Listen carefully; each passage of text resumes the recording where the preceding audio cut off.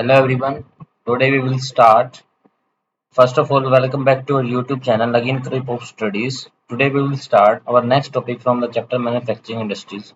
प्यारे बच्चों, इस क्लास में हम आगे का करने वाले हैं। जैसा कि आपको पता है कि आपके एसएस में से बहुत सारा पार्ट डिलीटेड पोर्शन में है, जिसमें आपकी आयरन एंड स्टील इंडस्ट्रीज आती हैं, या एग्रोबेस में कॉटन है, जूट है, या फिर आपकी कॉटन जूट के साथ शुगर इंडस्ट्री है।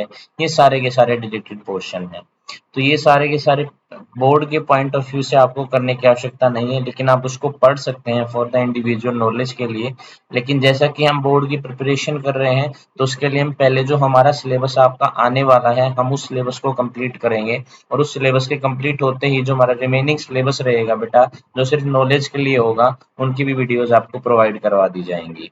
तो इसीलिए आज हम जो करेंगे, मिनरल बेस्ड इंडस्ट्रीज की स्टार्टिंग करेंगे, जिसमें से भी एक डिलीटेड पोर्शन है आयरन एंड स्टील कंपनी, आपकी डिलीटेड पोर्शन है, तो वो हम नहीं करेंगे। उसके अलावा जो आपकी आने वाली जैसे एल्यूमिनियम इंडस्ट्री है, ऑटोमोबाइल इंडस्ट्री है, आईटी इंडस्ट्री है, इलेक्ट्रॉनिक इंडस्ट्री है, ये ऑर्गेनिक और इनऑर्गेनिक में जो ये सारी स्टील की इंडस्ट्रीज के अलावा जो आपकी इंडस्ट्रीज बसती हैं, इन सबको हम करने वाले हैं। और ये आपके पेपर के अंदर आने वाली है from the board, from the point of view of A board exam. तो आज हम कुछ मिनरल इंडस्ट्री का स्टार्ट करेंगे, जिसमें हम पढ़ेंगे एल्यूमिनियम इंडस्ट्री के बारे में।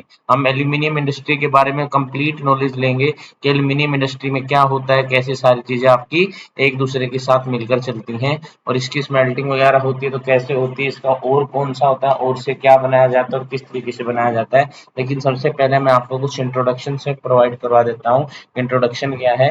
तो इसीलिए पिछली क्लासेज में हमने जो क्लास की थी बेटा, जो कि आपकी इंडस्ट्री से रिलेटेड थी, इंडस्ट्रियल मार्केट लिंकेज था, या उससे पीछे जो पहला हो चुका उसको रिवाइज कर लेना।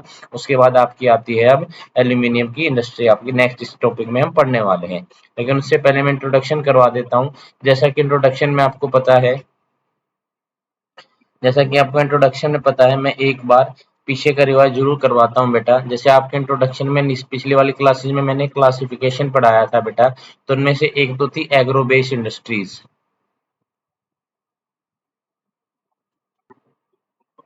अब एग्रो बेस्ड इंडस्ट्रीज आपका लगभग कंप्लीटली डिलीटेड पोर्शन है, और एक आपकी थी मिनरल बेस्ड इंडस्ट्रीज।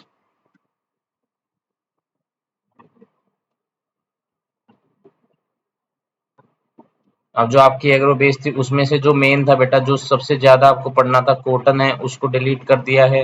जो आपका जूट का पोर्शन है, उसको आपको डिलीट कर दिया है। जो आपका शुगर का पोर्शन था, उसको भी डिलीट कर दिया है। लेकिन मिनरल बेस में उसके बावजूद कुछ पढ़ने को बचता है। जैसे मिनरल बेस में आपकी जो इंडस्ट्रीज थी, जो आपकी आयरन था बेटा, आयरन था, आयरन को भी डिलीटेड पोर्शन में ले लिया गया है। स्टील की इंडस्ट्री थी, उसको भी डिलीटेड पोर्शन में ले लिया गया है। और सीमेंट की इंडस्ट्री थी, उसको भी डिलीटेड पोर्शन में ले लिया गया। तो ये पोर्शन आपको करने की आवश्यकता नहीं है। फिर भी अगर आप चाहते हैं इनको करें, क्योंकि आप जब बड़े हो जाओगे और आप कोई भी गवर्नमेंट, मान ली कोई भी गवर्नमेंट जॉब के लिए आप 12th के बाद पेपर दोगे, तो वहाँ पे एक जीएस का पोर्शन होता है, जो तो होता है जनरल स्टडीज से रिलेटेड। जनरल स्टडीज में, या फिर आप सिविल सर्विसेज की यूपीएससी वगैरह की तैयारी करोगे, तो वहाँ पे पोर्शन डिलीटेड नहीं होगा। तो वहाँ पे आपको जो आपका कॉटन है या आपका जूट है, आपके देश में सबके क्या हाल है, इनकी हिस्ट्री क्या है, इन सब चीजों के बारे में जरूर पढ़ना पड़ेगा। तो इसको छोड़ना मत, इसको पढ़ना जरूर बेटा। लेकिन from the point of view board exams के द्वारा नहीं पढ़ना, इसको इंडिविजुअल के लिए इस तरीके से देखना बेटा। तो ये आपको पढ़ना जरूरी होगा बेटा। ये आपकी जो आती हैं, ये आपकी कॉटन है, जूट है और शुगर इंडस्ट्रीज, ये आपकी जरूर आने वाली है बेटा। तो आगे में आपको स्टार्ट करते हैं। आज आज आपका जो स्टार्ट होगा वो होगा मिनरल बेस्ड इंडस्ट्रीज। कौन सी होंगी? मिनरल बेस्ड इंडस्ट्रीज होंगी। और मिनरल बेस्ड इंडस्ट्रीज में भी हम किसके बारे में पढ़ेंगे बेटा? एल्यूमिनियम के बारे में पढ़ेंगे। एल्यूमिनियम के बारे में आज हम पढ़ने वाले हैं। सोचिए, industries that use minerals and metals as raw material. जो इंडस्ट्री मिनरल बेस्ड इंडस्ट्रीज किनको बोला जाता है? ऐसी इंडस्ट्री जो यूज करते हैं किनको? मिनरल्स को और मेटल्स को एज ए रॉ मटेरियल के रूप में, are called mineral based industries बोलते हैं बेटा। उनको क्या बोलते हैं हम? मिनरल बेस्ड इंडस्ट्रीज बोलते हैं। Industry that use minerals and metals as raw materials के रूप में उनको क्या बोला जाता है बेटा? मिनरल बेस्ड इंडस्ट्रीज बोला जाता है। फॉर एग्जाम्पल देखिए, लेकिन सबसे पहले मैं एक बार ना आपको लिबरलाइजेशन और एफडीआई के बारे में बता देता हूँ, उसके बाद फिर हम अपनी इंडस्ट्री स्टार्ट करते हैं। क्योंकि देखो, जो लिबरलाइजेशन है,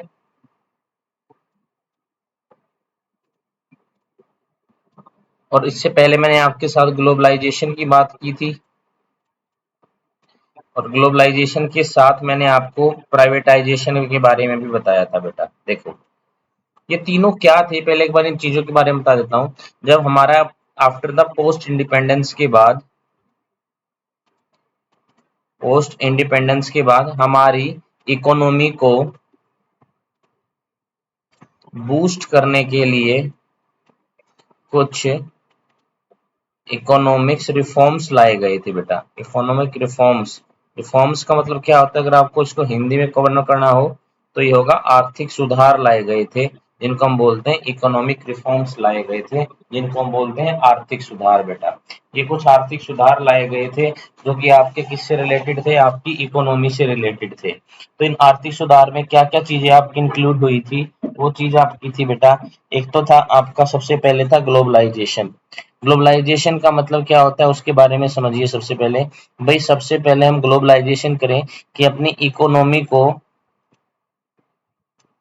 कनेक्ट करें to the rest of world के साथ, जिसका मतलब होता है हम क्या करें, एक्सपोर्ट करें, और उसके साथ साथ टेक्नोलॉजी को हम क्या करें, इंपोर्ट भी करें। ये तो था आपका ग्लोबलाइजेशन था बेटा। इसके हम क्या पढ़ते हैं, इसको हम ग्लोबलाइजेशन के बारे में पढ़ते हैं इसको। उसके अलावा आपका सेकंड जो आता है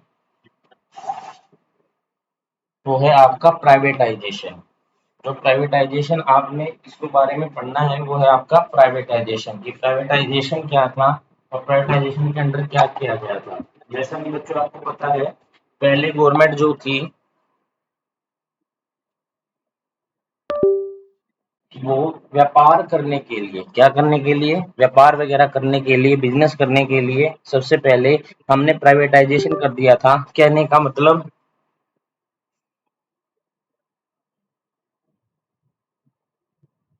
इसका मतलब क्या था, कोई भी बिजनेस स्टार्ट कर सकता है और कुछ ही रिमेनिंग चीजें थी बेटा जिनके ऊपर लाइसेंस को छोड़कर, जैसे गन का व्यापार करना है आपको या फिर लीकर का इस्तेमाल करना है बेटा, इन चीजों के लिए लाइसेंस को छोड़कर बाकी सबको फ्री कर दिया गया था बेटा। फ्री करने का मतलब है, पहले बहुत ज्यादा रेड टेपिज्म होता था। रेड टेपिज्म क्या होता है, बहुत ज्यादा मतलब कागज कार्रवाई होती थी, बिजनेस स्टार्ट करने के लिए आपको गवर्नमेंट से लाइसेंस लेना पड़ता था, लेकिन बहुत सारे बिजनेस को गवर्नमेंट ने फ्री कर दिया। तो इसका मतलब आया था लिबरलाइजेशन बेटा। उसको क्या बोला गया था, लिबरलाइजेशन। और जो प्राइवेटाइजेशन था बेटा, बहुत सारी चीजों को प्राइवेटाइजेशन कर दिया, उनका जो अधिकार था गवर्नमेंट ने उन चीजों को प्राइवेट के हवाले सौंप दिया था बेटा। तो आप बिजनेस स्टार्ट करना चाहते हैं तो बिजनेस स्टार्ट में लाइसेंस वगैरह को फ्री कर देना, यही कहलाता है बेटा लिबरलाइजेशन। और इसी के बारे में हम पढ़ेंगे कि बहुत सारे व्यापार को क्या कर दिया बेटा, लिबरलाइज कर दिया। तो उसके द्वारा लिबरलाइजेशन का मतलब यही था। और फॉरेन डायरेक्ट इन्वेस्टमेंट संबंधित थी, किससे, ग्लोबलाइजेशन से रिलेटेड थी। तो liberalisation and foreign direct investment have given boost दिया बेटा इंडस्ट्री को with the effort of private entrepreneur ने जो एफर्ट किए उसके द्वारा लिबरलाइजेशन ने। लिबरलाइजेशन का मतलब क्या था, अब लोग ना फ्री हो गए थे, बहुत सारे लोग क्या हो गए थे, अब फ्री हो गए थे, क्या करने के लिए, व्यापार करने के लिए। व्यापार करने का मतलब क्या होता है कि अब उनको ज्यादा रेड टेपिज्म की आवश्यकता नहीं थी। उसके अलावा रेड टेपिज्म के अलावा वो जो लोग थे बेटा अपना व्यापार कर सकते थे, अपना मतलब बिजनेस स्टार्ट कर सकते थे विदाउट एनी रेड टेपिज्म और लाइसेंस, गवर्नमेंट का लाइसेंस। लेकिन कुछ सेलेक्टेड सेक्टर्स थे जिनके ऊपर गवर्नमेंट ने लाइसेंस को अभी भी जारी रखा था, लेकिन बहुत सारी को क्या कर दिया था, लिबरलाइज कर लिया था। लिबरलाइज का मतलब वैसे होता है आजाद होना, स्वतंत्र होना, उसको क्या बोलते हैं बेटा, लिबरलाइजेशन होते हैं। अब लिबरलाइजेशन हुआ तो लोगों ने इन्वेस्टमेंट स्टार्ट कर दी, अपनी इन्वेस्टमेंट को इंक्रीज किया बेटा। और फॉरेन डायरेक्ट इन्वेस्टमेंट किससे आई, ग्लोबलाइजेशन से, जिसने लोगों ने अपनी चीजों को एक्सपोर्ट करना स्टार्ट कर दिया। बूस्ट टू द इंडस्ट्री को बूस्ट किया with the effort of private entrepreneur. और किसके एफर्ट थे बेटा, इसमें प्राइवेट के एंटरप्रेन्योर के एफर्ट थे। तो ये था FDI and liberalisation to boost the Indian economy, जिससे हमारी इकोनॉमी को बूस्ट मिला और हमारी इकोनॉमी ज्यादा अच्छी होती चली गई और उसमें ग्रोथ रेट आपका आना स्टार्ट हो गया। और ये सारे के सारे जो थे बेटा लिबरलाइजेशन, जो ये आपकी फॉरेन डायरेक्ट पॉलिसीज वगैरह आई थी, ये सब आपकी 5 ईयर प्लान्स के आधार पर आई थी, ताकि 5 ईयर प्लान्स के द्वारा आप सब चीजों को कर सकें। तो आपके 5 ईयर प्लान्स थे, उन्हीं का रिजल्ट था कि आपको लिबरलाइजेशन, फॉरेन डायरेक्ट इन्वेस्टमेंट इसने बूस्ट दिया था बेटा इंडस्ट्री को। अब आगे चलते हैं इसको पढ़ने के बाद। देखो अब आज हम बात करेंगे, वो बात करेंगे एल्यूमिनियम के स्मेल्टिंग की। देखो स्मेल्टिंग का सबसे पहली बात तो क्या है, एल्यूमिनियम का, इसका मैं एक प्रोसेस समझा देता हूँ। सबसे पहली बात अगर ओर की बात करेंगे, एल्यूमिनियम का ओर कौन सा होता है बेटा, बॉक्साइट होता है। बॉक्साइट और होता है, बॉक्साइट से हमें क्या मिलता है, एल्यूमिनियम। लेकिन बॉक्साइट को किस में कन्वर्ट किया जाता है, पहले एल्यूमिना में कन्वर्ट किया जाता है। एल्यूमिना से क्या कन्वर्ट किया जाता है बेटा, फिर एल्यूमिनियम से क्या मिलता है, हमें एल्यूमिनियम मिलता है। एल्यूमिना से क्या मिलता है बेटा, हमें एल्यूमिनियम मिलता है। और एल्यूमिनियम को हम क्या करते हैं बेटा, फिर डिफरेंट प्रोडक्ट में अब अलग अलग इंडस्ट्रीज में भेज देते हैं, जहाँ पे ये एक की इंडस्ट्री का काम करती है। अब मैंने की इंडस्ट्रीज के बारे में आपको बताया था, ऐसी इंडस्ट्रीज की और बेसिक इंडस्ट्रीज,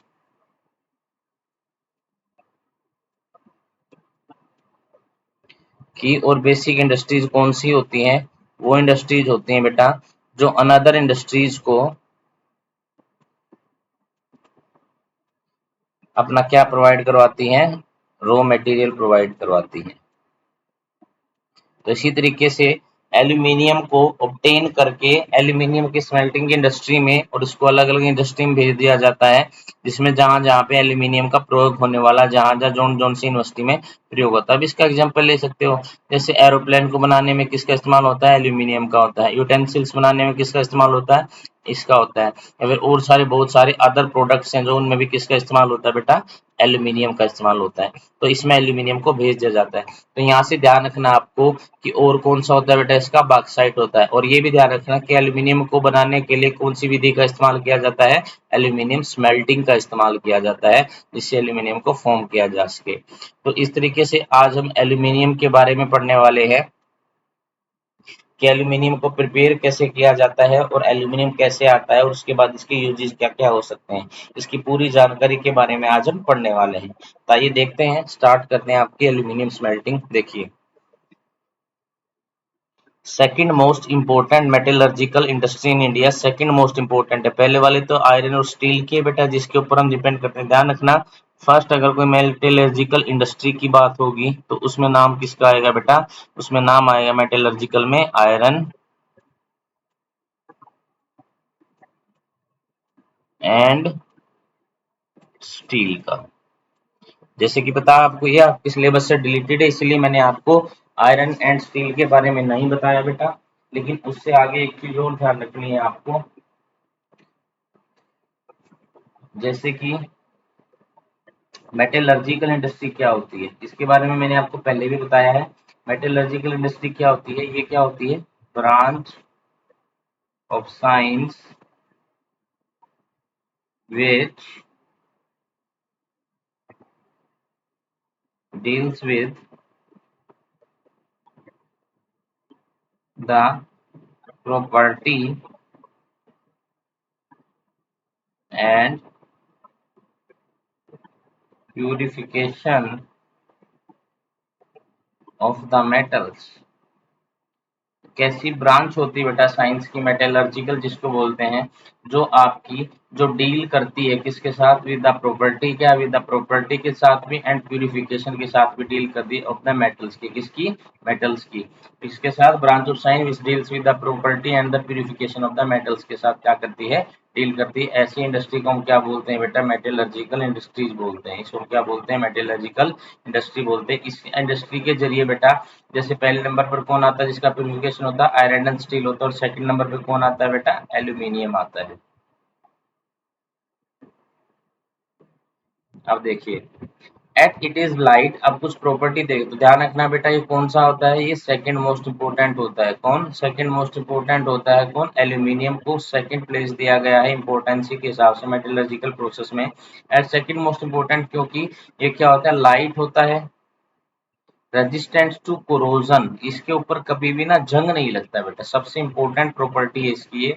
इसके ऊपर क्या नहीं लगता बेटा, इसके ऊपर कभी भी जंग नहीं लगता। देखो मैं इसको बताता हूँ,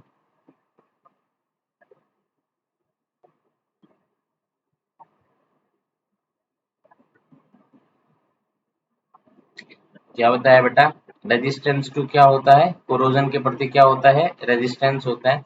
तो इसीलिए इसको किसमें, आर्टिफैक्ट्स वगैरह में, आर्टिफैक्ट्स हमारे जो आर्टिफैक्ट्स होते हैं बेटा उनको बनाने में, एयरक्राफ्ट्स को बनाने में, और बहुत सारे एल्यूमिनियम के आप घर पे क्या देखते हो, यूटेंसिल्स वगैरह को बनाने में किसका इस्तेमाल किया जाता है, आपको एल्यूमिनियम का। क्योंकि एक तो पहली बात तो ये क्या होता है बेटा, लाइट होता है। सबसे पहली बात तो इसकी क्या है, ये लाइट होता है। और दूसरा क्या बेटा, ये रेजिस्टेंस होता है किसके प्रति, कोरोजन के प्रति क्या होता है, रेजिस्टेंस होता है। इसमें कभी भी कोई भी जंग नहीं लगता। और ये गुड कंडक्टर ऑफ हीट होता है। तो इसीलिए मेलिएबल, मेलिएबल क्या होता है उसके बारे में देख लीजिए। Malleable, what is malleability, malleability क्या होती है, it is the property of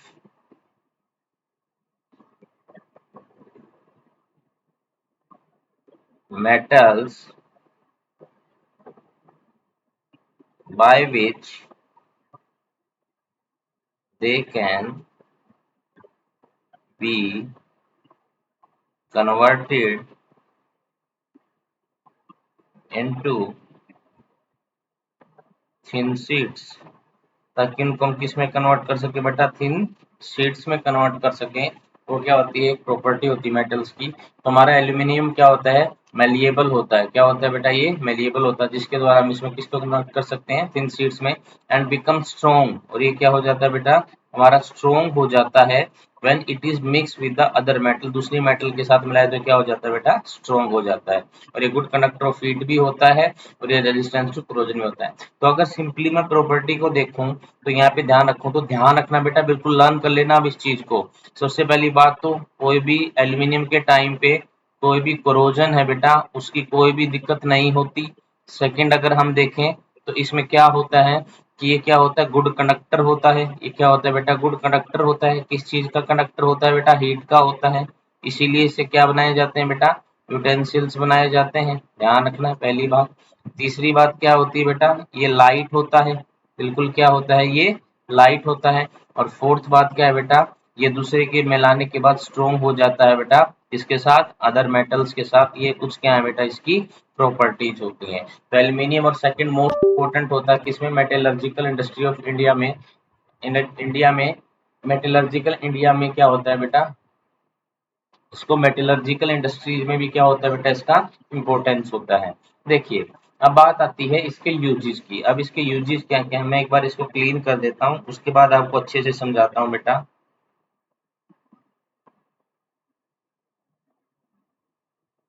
अब यूजेस भी क्या होते हैं, यूजेस ज्यादातर किसके ऊपर डिपेंड करते हैं, जो प्रॉपर्टी होती है ना बेटा, प्रॉपर्टी के ऊपर डिपेंड करते हैं। जो प्रॉपर्टी होती है उस प्रॉपर्टीज के ऊपर ही डिपेंड करते हैं बेटा उसके यूजेस क्या होने वाले हैं। तो इसीलिए अगर हम इसकी प्रॉपर्टीज की तरफ ध्यान दें और इसकी प्रॉपर्टीज को देखें तो उसके अनुसार इसका इस्तेमाल जो किया जाता है बेटा, सबसे पहले तो इसके मीनिंग क्या दिया गया है, देखिए यहाँ पे,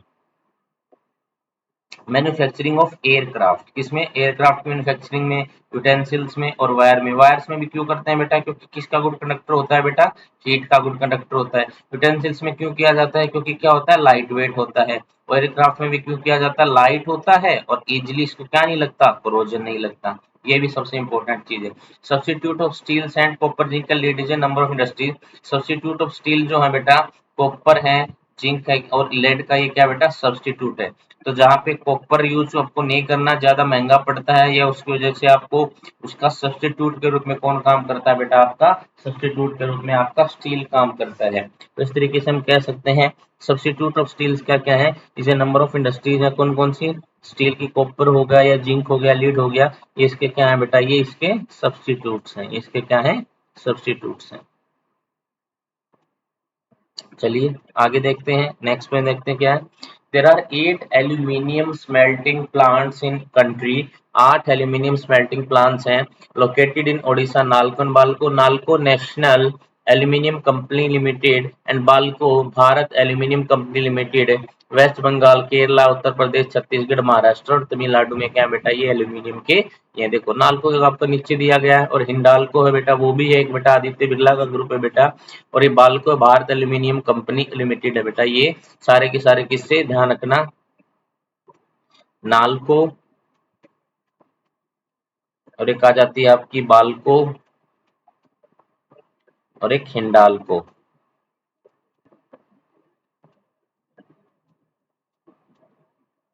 तीन कंपनी आ जाती है बेटा, जो किससे लिमिटेड है बेटा, आपकी एल्यूमिनियम से लिमिटेड है।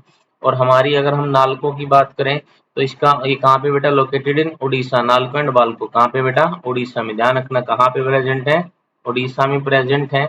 और नालको में क्या आता है, national aluminium company limited. N for national, L for aluminium, C for company, O for limited, B से क्या भारत, एल से एल्यूमिनियम, सी से कंपनी, ये इससे लिमिटेड है बेटा। और कहाँ कहाँ पे उड़ीसा में, तो है वेस्ट बंगाल, केरला, उत्तर प्रदेश, छत्तीसगढ़, महाराष्ट्र और तमिलनाडु। तो इसको डिवाइड करना हो तो इसको ऐसे डिवाइड करना बेटा। अगर हम बात करें ना महाराष्ट्र की, तो देखो सबसे पहले तो याद करो यूपी, सबसे ऊपर क्या है बेटा, यूपी है। और बीच में क्या आ जाते हैं बेटा, आपके महाराष्ट्र और छत्तीसगढ़ आते हैं बेटा, बीच में आ जाते हैं आपके ये। छत्तीसगढ़ से लगता है ये क्या बेटा, वेस्ट बंगाल है। और नीचे जो आएंगे वो क्या होंगे, केरला और तमिलनाडु। केरला और कौन से हैं, तमिलनाडु। इसको ऐसे अरेंज करके पढ़िए बेटा, तो तभी आपको बिल्कुल सही तरीके। सबसे ऊपर क्या है बेटा, यूपी है। उसके बाद क्या, महाराष्ट्र है, फिर छत्तीसगढ़, ये हो गए बेटा मिडल में, लगभग मिडल के आसपास। और नीचे वेस्ट बंगाल भी कहाँ का, मिडल का। और ये कहाँ के हो गए बेटा, ये हो गए साउथ के बेटा, जो हमें कहाँ पे मिलते हैं, साउथ में। और ये कहाँ पे, एक कहाँ पे है बेटा, नॉर्थ में। और एक जो है ये तो याद ही रहेगा आपको, नालको एंड बाल्को कहाँ उड़ गए, उड़ीसा में उड़ गए। कहाँ पे उड़ गए बेटा वो, नालको और बाल्को उड़ीसा में उड़ गए। तो नालको और बाल्को कहाँ पे प्रेजेंट है बेटा, आपकी उड़ीसा में प्रेजेंट है। तो एक बार दोबारा रिवाइज कर लेते हैं इसको। देर आर कितने एल्यूमिनियम स्मेल्टिंग है बेटा, 8 एल्यूमिनियम स्मेल्टिंग। ध्यान रखना ये स्मेल्टिंग बहुत इंपॉर्टेंट वर्ड है बेटा। कभी भी अगर आपको एल्यूमिनियम का प्यूरिफिकेशन किया जाएगा तो किसका इस्तेमाल किया जाएगा बेटा, स्मेल्टिंग का इस्तेमाल किया जाता है। लोकेटेड इन कहाँ पे बेटा, उड़ीसा में लोकेटेड है। जैसे क्या क्या नाम उनका, नालको एंड बाल्को, ये कहाँ पे स्टेड है बेटा, उड़ीसा में। और नेशनल एल्यूमिनियम कंपनी लिमिटेड, जो नेशनल एल्यूमिनियम कंपनी लिमिटेड है बेटा, या भारत एल्यूमिनियम कंपनी लिमिटेड है बेटा, दोनों के दोनों कहाँ पे प्रेजेंट है बेटा, ये आपके कहाँ पे प्रेजेंट है, ये आपके प्रेजेंट है उड़ीसा के अंदर, जो कि है नालको एंड बाल्को। और वेस्ट बंगाल में, केरला में, उत्तर प्रदेश, छत्तीसगढ़, महाराष्ट्र और तमिलनाडु में भी किसके एल्यूमिनियम स्मेल्टिंग के प्लांट्स है। तो बेटा ये थे उससे रिलेटेड एल्यूमिनियम की सप्लाई। अब देखिए बॉक्साइट आया है। बॉक्साइट क्या होता है, बॉक्साइट और होता है, और किसका होता है, एल्यूमिनियम का और होता है। और ऑफ किसका होता है, एल्यूमिनियम। और क्या होता है, अब डेफिनेशन क्या दिया, बल्कि, भारी, डार्क एंड रेडिश कलर्ड का होता है बेटा। और कैसे कलर का होता है बेटा, रेडिश कलर्ड का होता है बेटा। इसका कलर क्या होता है, रेडिश, रेडिश का मतलब गाजर जैसा रेडिश कलर होता है। और क्या होता है, डार्क भी होता है। और ऐसा नहीं कि बिल्कुल लाइट वेट हो, बिल्कुल क्या होता है, डार्क होता है। और क्या होता है, बल्कि का मतलब क्या होता है बेटा, भारी होता है। तो बॉक्साइट के बारे में बताया है। बॉक्साइट किसका और होता है बेटा, एल्यूमिनियम का और होता है। और क्या होता है, बिल्कुल बल्कि और डार्क और रेडिश कलर का होता है। किसका होता है, रेडिश कलर का होता है। आइए देखते हैं आगे क्या बता रहा है। Factor of location of industry, ये तो है ही बेटा, सीधी सी बात है। जिसमें हम देखो सबसे पहले तुम्हें किसकी चाहिए, रेगुलर सप्लाई किसकी चाहिए, इलेक्ट्रिसिटी की चाहिए। दूसरा एश्योर्ड सोर्स ऑफ किसका बेटा, रॉ मटेरियल का एट मिनिमम कॉस्ट पे। देखो रॉ मटेरियल की सप्लाई तो चाहिए हमें, सप्लाई ऑफ क्या चाहिए बेटा हमें, रॉ मटेरियल की। लेकिन वो क्या हो बेटा, उसकी कॉस्ट कम हो, उसकी कॉस्ट क्या हो बेटा, लेस हो। तो ऐसी जगह भी उसका क्या लगेगा बेटा, इंडस्ट्री लोकेट होगी। दूसरा और तीसरा अगर उसमें ज्यादा पूछे ना, तब लग दीजिए क्या लिए, चीप लेबर की आवश्यकता होनी चाहिए। इनके ऊपर फैक्ट्री आधारित होती है। नंबर 4 पे पूछे तो बोल दो क्या अच्छा होना चाहिए, वहां पे ट्रांसपोर्ट अच्छा होना चाहिए।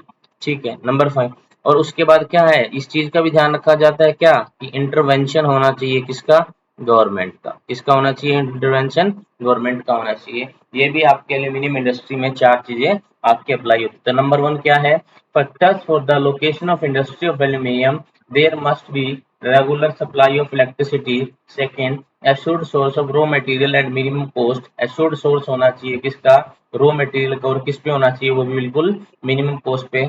और उसके बाद क्या है बेटा, चीप लेबर भी हो, वो भी जरूरी होता है, उसके तरफ भी इंडस्ट्री का ध्यान दिया जाता है। नेक्स्ट है ट्रांसपोर्ट हो, देखो चीप लेबर के साथ साथ ना सिर्फ चीप लेबर नहीं ढूंढना, कई बार तो ऐसी चीज हो जाती है कि आपको अवेलेबिलिटी ही नहीं मिलती किसकी, लेबर की।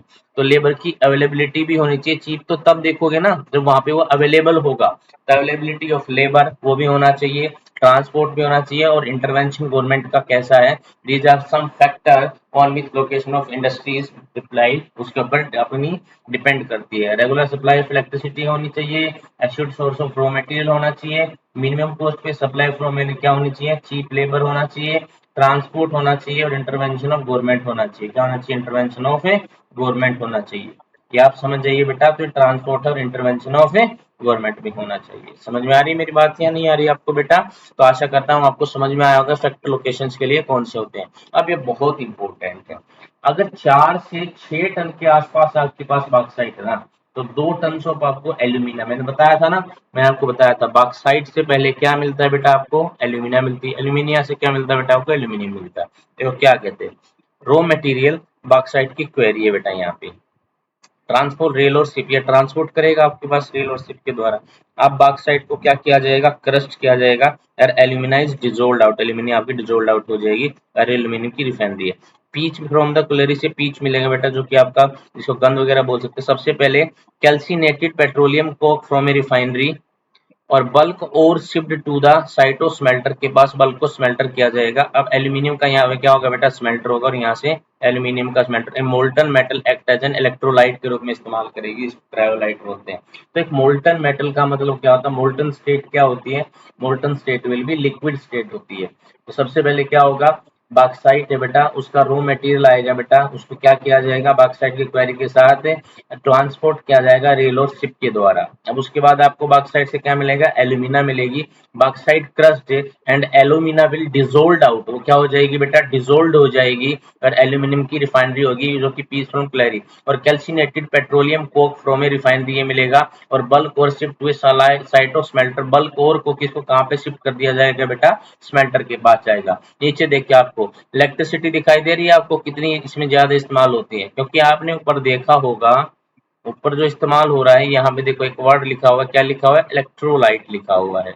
इलेक्ट्रोलाइट के लिए यहाँ पे क्या बेटा? एल्यूमिनियम का स्मेल्टर है, जिसमें इलेक्ट्रिसिटी कितनी होती है? 1800 किलोवाट आवर पर टन ऑफ द ओर के साथ 1800 और 600 किलोवाट आवर पर टन ऑफ ओर के साथ आपकी बिजली आपकी लगने वाली है, और जिसमें जो कि आपके एल्यूमिनियम स्मेल्टर में लगेगी, ताकि आपको क्रियोलाइट। अब क्रियोलाइट क्या होती है? एक मोल्टन मेटल होती है जो एक्ट एज क्या करती है? आपकी आपकी मेटल है जो किसके रूप में? क्रायोलाइट होती है, जो एक्ट एज एक मोल्टन मेटल इलेक्ट्रोलाइट के रूप में आपकी रोल प्ले करती है। अब देखिए मैं दोबारा बता देता हूँ आपको। सबसे पहले बॉक्साइट है। बॉक्साइट किसका और होता है? बॉक्साइट आयरन का और होता है। ये ध्यान रखना। सीधे सीधे आप कभी भी एल्यूमिनियम को बॉक्साइट से नहीं निकाल पाएंगे। सबसे पहले वो किसमें कन्वर्ट होगा? एल्यूमिना में, जो कि ऊपर दिया गया है। 4 से 6 टन के आसपास अगर बॉक्साइट है, तो उसमें से 2 टन तो आपको एल्यूमिना मिलेगी, और 1 टन ऑफ एल्यूमिनियम मिलेगा। तो अगर आप पूछें कितने बॉक्साइट के ओर में से एल्यूमिनियम का प्रोपोर्शन क्या होता है, तो आप बता सकते हैं प्रोपोर्शन होता है 4:6:1, कि अगर 4 से 6 टन के आसपास अगर बॉक्साइट है, तो उसमें से 1 टन आपका एल्यूमिनियम निकलता है। कितना? 1 टन आपका एल्यूमिनियम क्या होता है बेटा? वो निकलता है 2 टन ऑफ एल्यूमिना से बेटा। 2 टन ऑफ एल्यूमिना होती है, उसके बाद 1 टन ऑफ क्या आएगा बेटा? एल्यूमिनियम आएगा। अब बॉक्साइट जो है बेटा, बॉक्साइट क्या करेगा? ट्रांसपोर्ट करेगा रेल और शिप को बेटा। तो इस तरीके से ट्रांसपोर्ट रेल और शिप ये शिप किया जाता है कहाँ पे बेटा? एल्यूमिना की तरफ। तो एल्यूमिनिया को क्या बॉक्साइट को क्या कर देंगे? क्रस्ट कर देंगे। Crust and alumina will dissolve out, alumina क्या हो जाएगा बेटा? डिजोल्व हो जाएगा और बाहर आएगा, और एल्यूमिना की रिफाइनरी होगी। और उसके बाद बल्क और शिफ्ट टू द स्मेल्टर के पास चला जाएगा, जहाँ पे एक मोल्टन मेटल तो इलेक्ट्रोलाइट का काम करेगी, और वहां पे इलेक्ट्रिसिटी लगभग आपकी 18,600 किलोवाट पर आवर टन आपकी लग जाती है। तो बेटा ये आपको करना पड़ेगा कि आपको एल्यूमिनियम को अगर प्राप्त करना है, तो what are the process behind the production of aluminium from that, और बॉक्साइट की ओर से कैसे प्राप्त कर सकते हैं। देखो बच्चों, अब आपका सिलेबस भी डिलीटेड है, लेकिन डिलीटेड के साथ एक बात और आ जाती है। जो चीजें आपकी इम्पोर्टेंट है ना, जो आपकी इम्पोर्टेंट चीज है, अब जितनी बची ना उनको थोड़ा ध्यान से करो बेटा। अब उसमें क्वेश्चन अच्छा पूछा जाने वाला है, क्योंकि सिलेबस जब ज्यादा होता है तो एग्जामिनर भी सोचता है कि क्वेश्चन तो सिलेबस ज्यादा है, भाई क्वेश्चन थोड़ा सा सिंपल दे देते हैं। लेकिन जब सिलेबस बिल्कुल कम पड़ गया तो सिलेबस कम के साथ आपको डिटेल से पढ़ना पड़ता है बिल्कुल सारी चीजें। सिर्फ आप एनसीईआरटी के ऊपर रिलायबल नहीं रह सकते बेटा। एनसीईआरटी के बाहर से भी क्वेश्चन आ सकता है, क्योंकि अब तो बहुत सारी नॉलेज चाहिए आपको। अब तो असर्शन रीजन हो गया या केस स्टडी क्वेश्चन है, ये सब आपके इंक्लूड हो गए हैं। तो किसी भी टॉपिक को पढ़ो तो बड़े ध्यान से पढ़ना, क्योंकि जैसे ही आपका सिलेबस रिड्यूस होता है तो आपको इंपॉर्टेंट चीजों को भी पढ़ना पड़ता है। तो इसीलिए हम आपके लिए जो वीडियो लेके आते हैं, ये टोटली एनसीईआरटी तो इनमें होती ही है, उससे बाहर भी आपको बहुत सारी चीजें बताई जाती है ताकि आप अच्छे से अटेम्प्ट कर पाए। तो ये था बेटा बॉक्साइट का, बॉक्साइट से एल्यूमिनियम को कैसे प्रिपेयर किया जाएगा। पिच फॉर्मिकुलरी क्या होती है बेटा, देखो पीछे आया ना, पिच आया बेटा, फॉर्मिकुलरी आया बेटा, ये क्या होती है, एक ब्लैक कलर का सॉल्यूशन होता है obtain after the distillation of the ore. एक ब्लैक कलर का सॉल्यूशन जो मिलता है जब डिस्टिलेशन करते हैं ना ओर का, तो उसको ब्लैक कलर सॉल्यूशन को हम पिच फॉर्मिकुलरी बोलते हैं बेटा। अब देखो, अब एल्यूमिनियम में देखो क्या बताया गया यहाँ पे, बॉक्साइट से एल्यूमिना बना, और एल्यूमिना से क्रायोलाइटिक मेटल ऊपर नीचे क्या है, एल्यूमिनियम स्मेल्टर है। और ध्यान रखना इसमें किसका इस्तेमाल किया जाता है, बिजली का इस्तेमाल किया जाता है। जो किसकी, जब आपकी किसकी होती है, क्रायोलाइट एक मोल्टन एक्ट के रूप में बात करते हैं तो आपका एल्यूमिनियम आपको मिल जाता है। Hence we can say that these are the process in which the aluminium can be obtain when bauxite से एल्यूमिना, और एल्यूमिना से क्या मिलेगा बेटा, हमको क्रायोलाइट मिलेगा। तो आज की क्लास में इतना ही, जहाँ पे हमने एल्यूमिनियम के बारे में पढ़ा, एल्यूमिनियम को कैसे प्रोड्यूस किया जाता है और किस तरीके से उसको प्रोडक्शन होती है। आशा करता हूँ आपको समझ में आया होगा। Thank you very much, have a nice day.